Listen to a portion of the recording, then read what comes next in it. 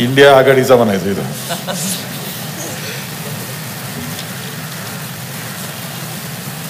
शिवसेना उद्धवजींच्या शिवसेनेचे अधिकृत उमेदवार, त्याचप्रमाणे महाविकास आघाडीचे उमेदवार, इंडिया अलायन्सचे उमेदवार, माजी खासदार माननीय भाऊसाहेब वागचौरे यांच्या प्रचाराच्या निमित्तानं आपल्याला मार्गदर्शन करण्याकरता आलेले माननीय खासदार संजयजी राऊत, माननीय आमदार शंकररावजी गडाख, आमदार सुनीलजी शिंदे, त्याचप्रमाणे माननीय संदीपजी वरपे, अमितजी भांगरे, मधुकररावजी नवले, दादा पाटील वागचौरे, सुहास बापू वाडणे, मधुकररावजी तळपाडे, अशोकराव गायकवाड, त्याचप्रमाणे अजितजी नवले, मच्छिंद्र धुमाळ, सुरेशजी गडाख, शिवाजीराव नेहे, भास्करराव दराडे, ॲडव्होकेट संदीपजी कडलक. आज आपण वाढदिवस साजरा करतोय.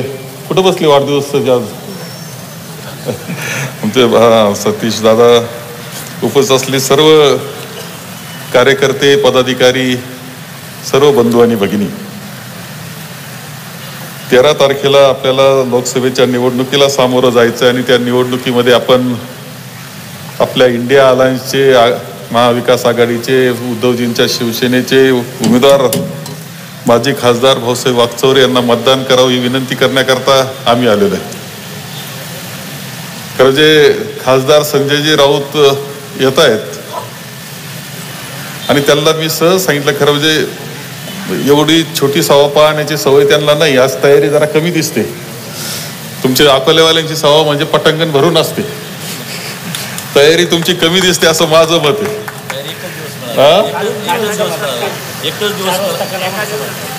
अचानक तुम्हाला सभा आली आणि तुम्ही ती घेतलेली आहे, बरं झालंय.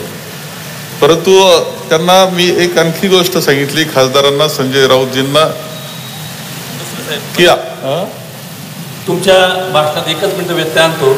एकच दिवस मिळाला, परंतु या राज्यातला सरकारचा इथल्या प्रशासनावर प्रचंड दबाव आहे. निवडणुकीच्या परवानग्या काढण्यासाठी प्रचंड त्रास संपूर्ण जिल्ह्यातलं प्रशासन आपल्या लोकांना देतं, हे तुम्हाला जाणीव करून सांगतो. ठीक आहे ना, परवानग्या सुद्धा मिळतात, त्यांची दुरुस्ती करू आपण, काही अडचण नाही, दुरुस्ती होईल त्यांच्यामध्ये. वरपासून चालू आहे सगळी दुरुस्ती, तर शेवटी 4 तारखेला होणारच आहे. परंतु इथली तात्पुरती दुरुस्ती आता त्यांना सुद्धा अंदाज आला असेल, त्यामुळे काय एक सांगतो की माननीय खासदार संजय राऊत यांना काय सांगितलं मी, की अकोला इथं तुम्हाला जर भाषण करायचंय ना, तुम्हाला काय वैचारिक भाषण करायचं असेल ते इथं करा म्हणलं. किती मोठे विचारवंत देशातले बसवले, त्यांच्या इतकंच समजणारे लोक इथं आहेत, बरोबर का नाही? तुम्हाला माहित नाही, आता जर ठरवलं की उद्या सकाळपर्यंत भाषण वाजवायचं तर अख्खी सभा वाजवू शकतात, इतके वक्ते सुद्धा इथे आहेत. आणि ही वस्तुस्थिती आहे, एक वैचारिक अशी एक जागृती असणारा हा तालुका आहे आणि योग्य वेळी अशा पद्धतीनं ते निर्णय घेण्याची क्षमता सुद्धा खूप मोठी आहे.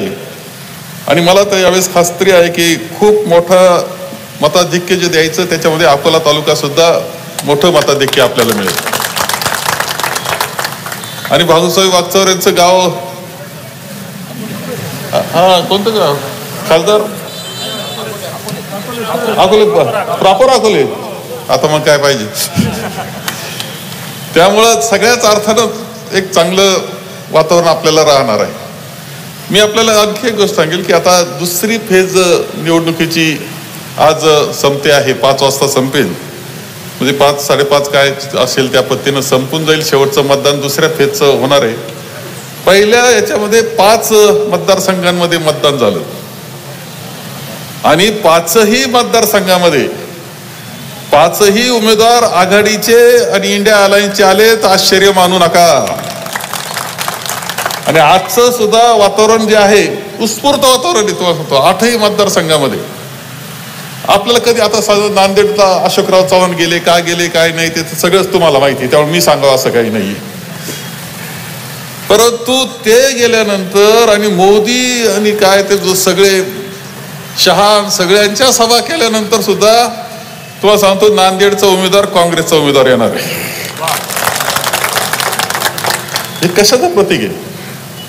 काय घडतं हे? एक रोष, पूर्णपणे एक रोष आहे की काही झालं तरी पुन्हा भारतीय जनता पक्ष हा निवडून येऊ द्यायचा नाही. हा एक निर्णय हा पूर्णपणे जनतेनं घेतलेला देशामध्ये मला दिसतो आहे. आपल्या सगळ्यांना मी या निमित्तानं सांगेल की अनेक विषय आहेत, मी त्याबद्दल चर्चा आज करणार नाही, परंतु आपण देशामध्ये 10 वर्षाच्या वाटचालीमध्ये कशा पद्धतीनं पुढे गेलो असा ज्यावेळेस विचार आपण करतो, ज्या पद्धतीनं त्यांनी सरकार चालवलं, निव्वळ अलीकडचा कालखंड जरी घेतला तरी ज्या पद्धतीचे निर्णय ते घेतायत आणि ज्या पद्धतीनं दबाव निर्माण करण्याचा प्रयत्न करतायत, तो दबाव हा लोकशाहीला घातक आणि आपल्या राज्यघटनेला सुद्धा घातक. ही लोकशाही राहील की नाही, राज्यघटना राहील की नाही अशी भावना जनसामान्याच्या मनामध्ये सुद्धा निर्माण झालेली आपल्या सगळ्यांना दिसते आहे. तुम्ही पाहिलं असेल की शेतकऱ्यांचं आंदोलन, शेतकऱ्यांच्या आंदोलनामध्ये कॉम्रेड नवलींनी आपल्याला इथे सांगितलं का ते स्वतः सुद्धा गेले होते आणि खासदार संजय राऊतजी सुद्धा सामील झाले होते तिथं. तुम्ही शेतकऱ्याचं आंदोलन, शेतकरी येत आहेत रामलीला मैदानाला, तिथे सभा घेतायत, सभा घेऊन आपले प्रश्न मांडतील, त्यांचे संवाद साधला पाहिजे. आणि काय प्रश्न असेल शेवटी असा आहे की एखादा रागावला तर आपण पाठवून हात फिरवतो, अरे बाबा काय झालंय तुझं, काय चुकलंय असं विचारतो. तसं नाही, संवाद सुद्धा नाही. कधीही पंतप्रधानांनी संवाद सुद्धा साधला नाही. त्यांच्या रस्त्यामध्ये खेळ ठोकण्याचं काम केलं, त्यांचे अश्रुधूर सोडण्याचं काम केलं, त्यांच्यावर रबरी कवीनं गोळ्या झाडण्याचं काम केलं. हे सरकार म्हणजे भाजपचं सरकार. एकदा नाही दोनदा, पहिले वर्षभर चाललं, 700 शेतकरी तिथे सुद्धा मृत्युमुखी पडले. आता नवीन पद्धतीनं तुम्ही पाहिलं की त्याच पद्धतीनं शेतकऱ्याला, ते ज्या पद्धतीनं शेतकऱ्याच्याशी त्यांचं एकंदर वागणं आहे, कोणतीही सहानुभूती तुमच्याबद्दल त्यांच्या मनामध्ये नाही, ही वस्तुस्थिती. महाराष्ट्रातला शेतकरी आपण जरी घेतला, महाराष्ट्रातल्या शेतकऱ्याची आजची परिस्थिती, जास्त 10 वर्षाचा पल्ला घेण्याचं कारण नाही, ते तुम्हाला घाबरायलाच तयार नाही. हा शेतकरी काही करू शकत नाही असं त्यांचं मत आहे, घाबरायलाच तयार नाही. कांद्यावर निर्यात बंदी कशा करता निर्यात बंदी केली तुम्ही? किती नुकसान त्या शेतकऱ्याचं केलं. आणि आता त्यांनी काल निर्णय दिला की आम्ही कांदा निर्यात करणार, तो पांढरा कांदा निर्यात करणार, तो गुजरात मधूनच करणार. हा निर्णय त्यांनी दिलाय, म्हणजे गुजरात मधून कांदा जाणार, तो पांढरा कांदा जाणार. बातमी काय करायची, निर्यात बंदी उठवली, एवढ्या बातमी करता एवढा कार्यक्रम त्यांनी केला.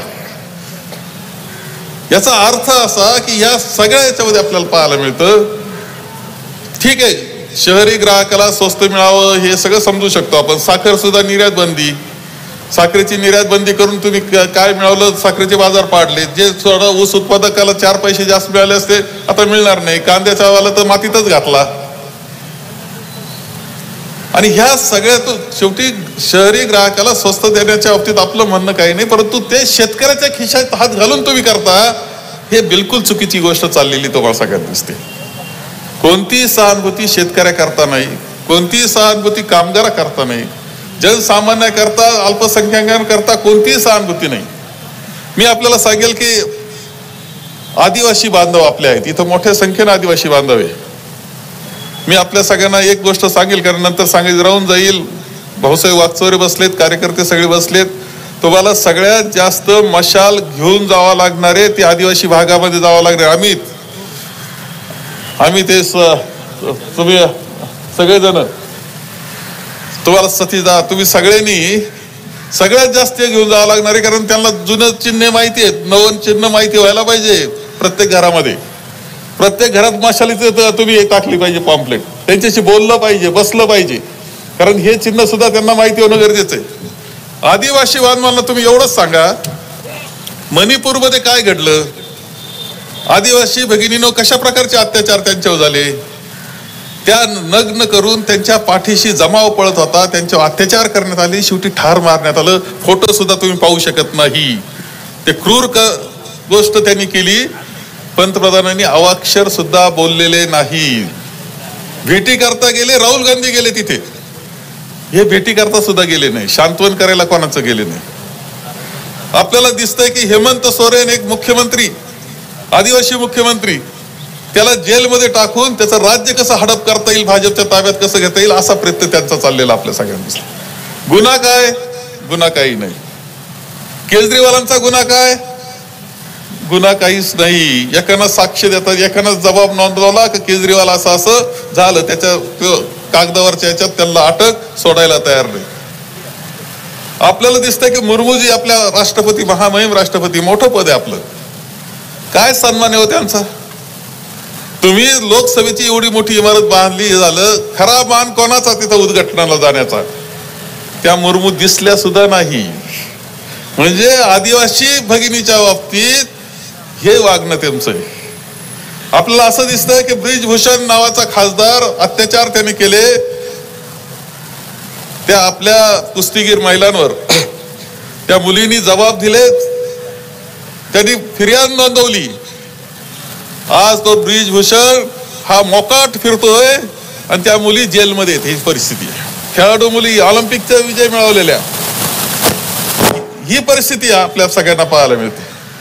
म्हणजे हे सरकार कसं चालतं. आणि मग ईडीचा वापर, आयटीचा वापर. परवा उमेदवार जाहीर झाला शिवसेनेचा, लगेच त्याला ईडीची नोटीस, लगेच इन्कम टॅक्सची नोटीस, लगेच पोलीस. काँग्रेसचं सुद्धा खातं गुठून टाकण्याचा कार्यक्रम. म्हणजे तुमची दिशा कोणती आहे? तुमची दिशा हुकुमशाहीकडे चाललेली दिशा आहे. आणि आपल्याला लक्षात ठेवलं पाहिजे, आपल्या सगळ्यांना सगळ्यात मोठी जबाबदारी कोणती असेल तर आपली राज्यघटना जपणं आणि आपली लोकशाही जपणं, ही सगळ्यात मोठी गोष्ट आपल्या सगळ्यांना करायची. लक्षात ठेवा, बाकी प्रश्न सुटतील, पण ही राज्यघटना गेली, मताचा अधिकार गेला तर पुन्हा किंमत संपून जाईल आपली. तुम्हाला उदाहरण म्हणून द्यायचं ठरलं, एक आता उत्तर कोरिया आहे, तिथं एक तिथला प्रेसिडेंट आहे किम उन, काय तो तुम्हाला सगळ्यांना माहिती, उत्तर कोरियाचा. त्याचा जो पक्ष आहे त्याचं नाव काय माहितीये का? डेमोक्रेटिक, म्हणजे लोकशाहीचा. रिपब्लिक, पब्लिक रिपब्लिक असं पक्षाचं नाव आहे. म्हणजे म्हटलं तर लोकशाही आहे. पण आहे का तुम्ही व्हिडिओ जाऊन पहा बरं, टाका तुमच्या याच्यावर युट्यूबवरून पहा कसा कार्यक्रम आहे. तो आला ना तर सगळ्यांना उभं राहावं लागतं, हसत राहावं लागतं, टाळ्या जोपर्यंत बसत नाही तोपर्यंत टाळ्या वाजत हसत राहायचं. काही दिवस तुमच्यावर येऊ नये एवढी काळजी घ्या तुम्ही. आता काही दिवस येऊ शकतात तुम्हाला सांगतो, कारण त्या दिशेनं सगळी वाटचाल ही चाललेली आहे. काही मुठभर लोकांकरता सगळी सत्ता वापरली जाते आहे. त्यांना ताकदवान बनवलं जात आहे. सांगितलं होतं का 5व्या प्रकारची अर्थव्यवस्था झाली, 5 नंबरच्या पहिल्या 5 मध्ये आपण पोहोचलो, हे 10 वेळा माननीय पंतप्रधान सांगतात. पण तुम्हाला माहिती का, दरडोई उत्पन्नाला आपण 140वे जगामध्ये. दरडोई उत्पन्न म्हणजे दरडोई उत्पन्नाला 140वे असेल तर 5व्या याच्यामध्ये इंग्लंडचीच फक्त स्पर्धा झाली. ते एवढे देश, एवढी लोकसंख्या, 7 कोटी लोकसंख्या. आपण आता जो पोहोचतोय लवकरच 150 कोटीवर. म्हणजे दिशाभूल करण्याचं काम चाललेलं आहे. आता परिस्थिती अशी आहे की ते हादरलेले आहेत. संपूर्णपणे चित्र बदललेलं आहे. देश आता पूर्ण जनता जागृत झालेली आहे. पेटून उठलेलं चित्र दिसतंय. महाराष्ट्रामध्ये तर तुम्हाला सांगतो, आता मी एकदम देशाचं बोलणार नाही, खासदार बोलू शकतात, परंतु महाराष्ट्रामध्ये 40 पार आपला आहे बरं का. 40 पेक्षा जादा महाविकासाकडे जागा येणार. परंतु हे सगळं चित्राचा परिणाम काय आहे? मी जास्त बोलणार नाही. खासदार साहेबांना जायचंय पुढं आणि आपल्याला परत बोलावं लागेल असं दिसतंय. अकोल्यात एवढ्यानं भागणार नाही अकोल्यामध्ये. याचा एक परिणाम दिसतोय की त्यांनी आता ज्या सगळ्या निवडणुकांनी नॉमिनेशन करण्याचं काम चाललेलं आहे, त्यामध्ये एक काम मात्र ते करतायत की काही झालं तर मताची फाटाफूट कशी होईल याचा विचार ते करतायत. आपल्याला आघाडीला जे मतं मिळणार आहे त्याच्यामध्ये विभाजन कसं करता येईल याचा प्रयत्न 100% चाललेला आहे. तुम्ही एक नाव घेतलं, एक नाही 10 उभे केलेत. आता तुम्ही आजची यादी पहा, आज काय असे 10 उभे केलेत, शोधून काढलेत नमुने. तुम्ही एक नाव वाचा. त्यांना उभं करण्याचा कार्यक्रम चाललाय. सगळी व्यवस्था आहे. तुम्ही मतं खा, फक्त कोणाचे मतं खा? आघाडीचे मतं खा.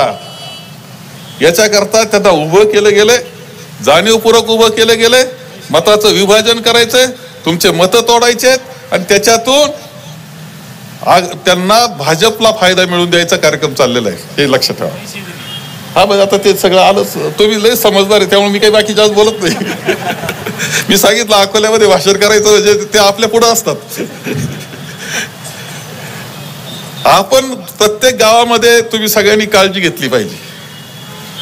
एक पहिली गोष्ट काळजी घेतली पाहिजे की कोणत्या परिस्थितीमध्ये मशाल चिन्ह आपलं जे आहे ते प्रत्येक याच्यामध्ये घरामध्ये गेलं पाहिजे, प्रत्येक घरामध्ये गेलं पाहिजे, कुटुंबामध्ये गेलं पाहिजे, माणसाला दाखवलं पाहिजे. हे सगळ्यात महत्वाचं. कोणत्या तालुक्यापेक्षा इथं जास्त महत्वाचं आहे, कारण आदिवासी भाग खूप मोठा आहे, तिथपर्यंत कोणी पोहोचत नसतं, त्यांना जुने थोडेसे सवयी आहेत, म्हणून ते पोहोचवणं एक काम आहे. गावामध्ये प्रत्येकानं सांगितलं पाहिजे की काही झालं तरी महाविकास आघाडीचे उमेदवार भाऊसाहेब वागचौरे यांनाच आपल्याला मतदान करायचंय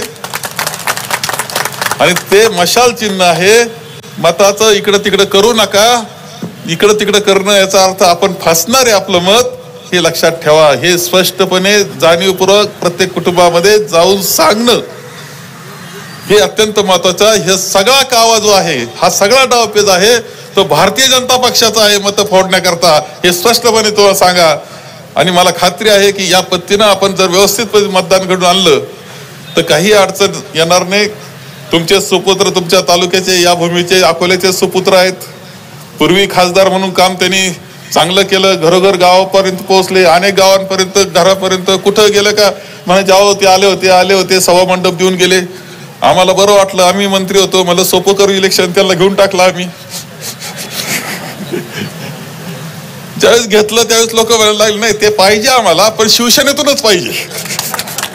तुम्हाला शिवसेनेतून पाहिजे ना, खऱ्या शिवसेनेतून देतो, खोट्या नाही. तुम्हाला खऱ्या शिवसेनेतून दिले. आता काय प्रश्न राहिला का? त्यामुळे ती अडचण काही राहिलेली नाही. नाहीतरी दुसरा उमेदवार कधी आला, कधी फिरकला, काय काम केलं, तुम्हाला खरं सांगतो.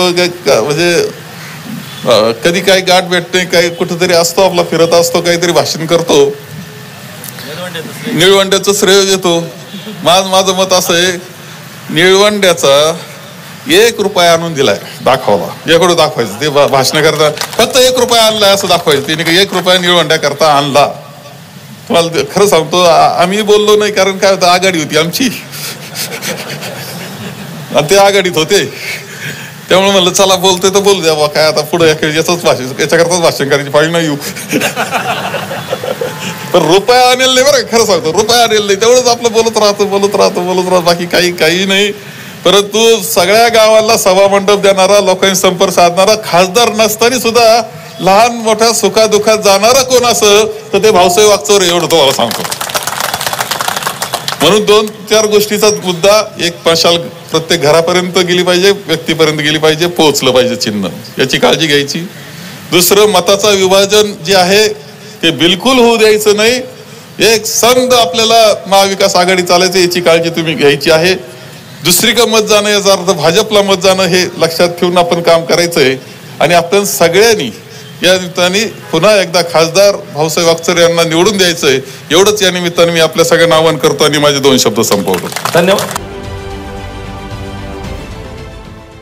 देश विदेशातील प्रत्येक घडामोडींचे लाईव्ह अपडेट मिळवण्यासाठी आता साम टीव्हीच्या सर्व सोशल मीडिया प्लॅटफॉर्मला लाईक, फॉलो आणि सबस्क्राईब करा. तसंच सर्व नोटिफिकेशनसाठी बेल आयकॉन प्रेस करायला विसरू नका.